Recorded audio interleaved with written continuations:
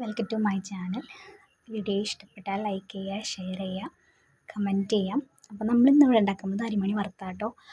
ഒരു ഗ്ലാസ് അരി നന്നായി വൃത്തിയാക്കി കഴുകിയ ശേഷം ചീനച്ചട്ടിയിലിട്ട് വറുത്തെടുക്കുക. നല്ല മുരാന്നിരിക്കണ പോലെ അരിമണി വറുത്ത് വരണം, നല്ല കടിച്ചാൽ പൊട്ടണ പോലെ. അതിന് ശേഷം നമുക്ക് അതിലേക്ക് 1 കപ്പ് തേങ്ങ ചെരുകിയതും 2 ടീസ്പൂൺ പഞ്ചസാരയും ചേർത്തിളക്കി നല്ലപോലെ മിക്സ് ചെയ്യുക. ഇനിയിപ്പോൾ പഞ്ചസാരയും തേങ്ങയും വേണ്ടാത്തവർക്ക് വെറുതെ അരിമണി ചായയിലിട്ട് കഴിക്കാൻ നല്ല ടേസ്റ്റാട്ടോ. വെറുതെ കഴിക്കാനും ചായയിൽ ഇട്ട് കഴിക്കാനും നല്ല ടേസ്റ്റാണ്. അപ്പോൾ ഇത് കഴിച്ചിട്ടുള്ളവർ കമൻറ്റ് ഇടാം.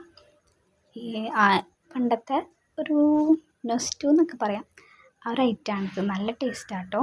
നമ്മൾ ഈ അവിയൽ പഞ്ചസാരയും തേങ്ങ ചേർത്തിടുന്ന പോലെ തന്നെ പൊരിയിൽ പഞ്ചസാരയും തേങ്ങ ചേർത്തുന്ന പോലെ തന്നെയാണ് അരിമണി വറുത്തതിൽ തേങ്ങയും പഞ്ചസാരയൊക്കെ ചേർത്തിളക്കിയിട്ട് കഴിക്കുന്നത്. ഇത് കട്ടൻ ചായയുടെ കൂടെയാണ് ഏറ്റവും ബെസ്റ്റ്.